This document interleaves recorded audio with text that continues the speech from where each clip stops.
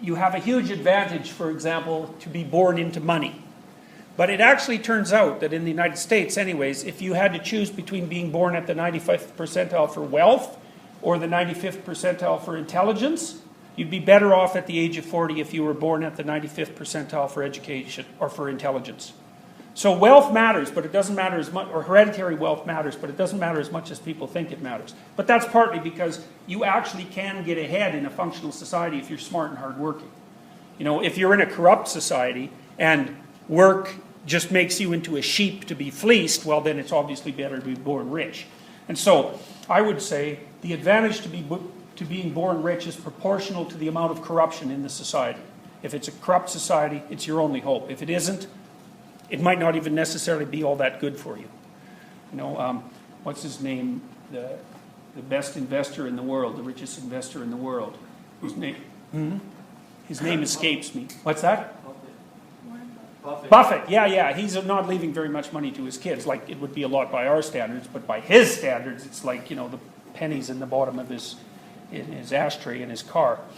So, and the reason he doesn't want to leave them a lot of money is because he actually thinks it deprives them of necessity, and depriving someone of necessity is not really a very good thing, because, you know, partly the reason you're motivated isn't only because you want some good things to happen. It might also be because, you know, you better watch out and get your life together or you'll get cut off at the knees. And, you know, if you're too protected, then that all goes away. And so it isn't necessarily obvious that that's for the best. So then you might think, well, we should have a modified Pareto distribution because that'll enable people who are hyper-productive to be rewarded for it. But more importantly, if you don't have a Pareto distribution in your society, there aren't individuals who amass large pools of capital, and then it's very difficult for there to be investment taking place because some things are really expensive. So for example, if you want to build a fabrication plant to make computer chips, you need about $4 billion.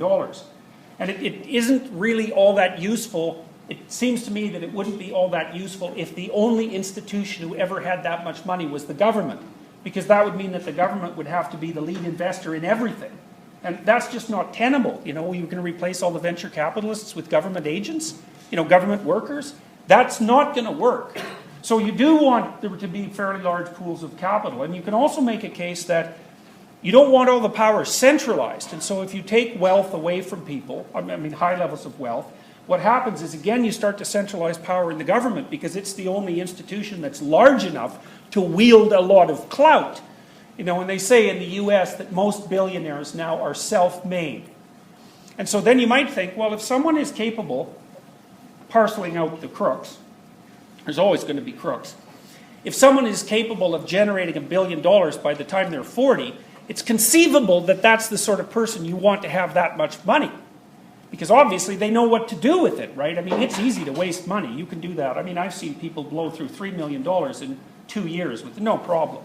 Like, you can distribute money if you're not careful, like snow melting in your hands. It's hard to keep it. It's hard to use it. It's hard to invest it properly. And it's certainly possible that you want fairly large pools of capital distributed in the society so there are multiple points of power. But you could still argue about exactly what sort of Pareto distribution you'd want. And there's some good demonstrations in the US. I can show you that too. That's a good one.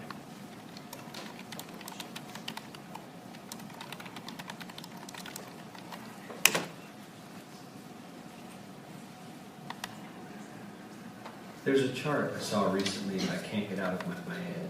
A Harvard business professor and economist asked more than 5,000 Americans how they thought wealth was distributed in the United States. This is what they said they thought it was. Dividing the country into 5 rough groups of the top, bottom, and middle 3 20% groups, they asked people how they thought the wealth in this country was divided. Then he asked them what they thought was the ideal distribution. And 92%, that's at least 9 out of 10 of them, said it should be more like this. In other words, more equitable than they think it is. Now that fact is telling, admittedly, the notion that most Americans know that the system is already skewed unfairly. But what's most interesting to me is the reality compared to our perception. The ideal is as far removed from our perception of reality as the actual distribution is from what we think exists in this country. So ignore the ideal for a moment. Here's what we think it is again. And here is the actual distribution. Shockingly skewed. Not only do the bottom 20% and the next 20%, the bottom 40% of Americans barely have any of the wealth. I mean, it's hard to even see them on the chart. But the top 1% has more of the country's wealth than 9 out of 10 Americans believe the entire top 20% should have. Mind-blowing. But let's look at it another way, because I find this chart kind of difficult to wrap my head around.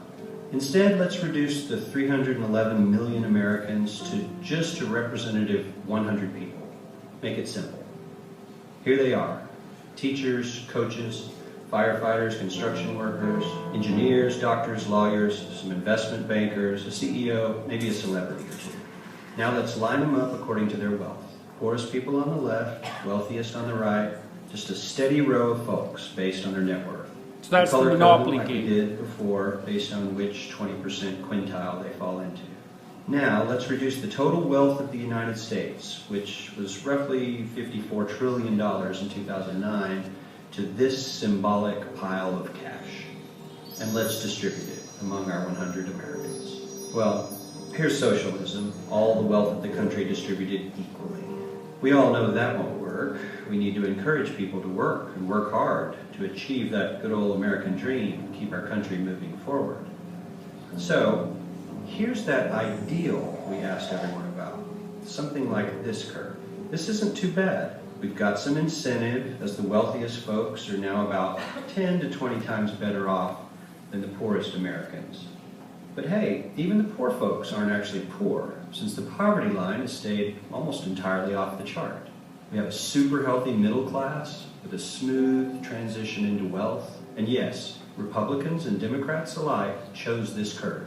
9 out of 10 people, 92%, said this was a nice, ideal distribution of America's wealth. But let's move on. This is what people think America's wealth distribution actually looks like. Not as equitable, clearly, but for me, even this still looks pretty great.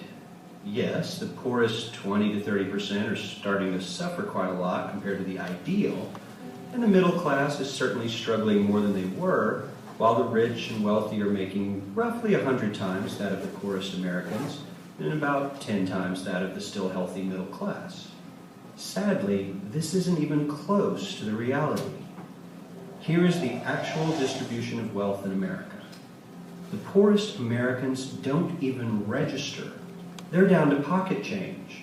And the middle class is barely distinguishable from the poor. In fact, even the rich between the top 10 and 20 percentile are worse off. Only the top 10% are better off. And how much better off? So much better off that the top 2 to 5% are actually off the chart at this scale. And the top 1%, this guy, well, his stack of money stretches 10 times higher than we can show. Here's his stack of cash, restacked, all by itself. This is the top 1% we've been hearing so much about. So much green in his pockets that I have to give him a whole new column of his own, because he won't fit on my chart. 1% of America has 40% of all the nation's wealth. The bottom 80%, 8 out of every 10 people, or 80 out of these 100, only has 7% between them. And this has only gotten worse in the last 20 to 30 years. While the richest 1% take home almost a quarter of the national income today, in 1976, they took home only 9%, meaning their share of income has nearly tripled in the last 30 years. The top 1% own half the country's stocks, bonds, and mutual funds. The bottom 50% of Americans own only 0.5% of these investments, which means they aren't investing. They're just scraping by. I'm sure many of these wealthy people have worked very hard for their money. But do you really believe that the CEO is working 380 times harder than his average employee? Not his lowest paid employee. See, that's the one error, I think, that's in this video. How hard you work is irrelevant in terms of how much money, or almost irrelevant in terms of how much money you generate, right? Because obviously the people who work really hard, I mean, who works hard? Those guys that are digging holes out in the road in the winter, they're working hard, right? But you're not rewarded for the physical effort that you put in, or rarely. There's some association.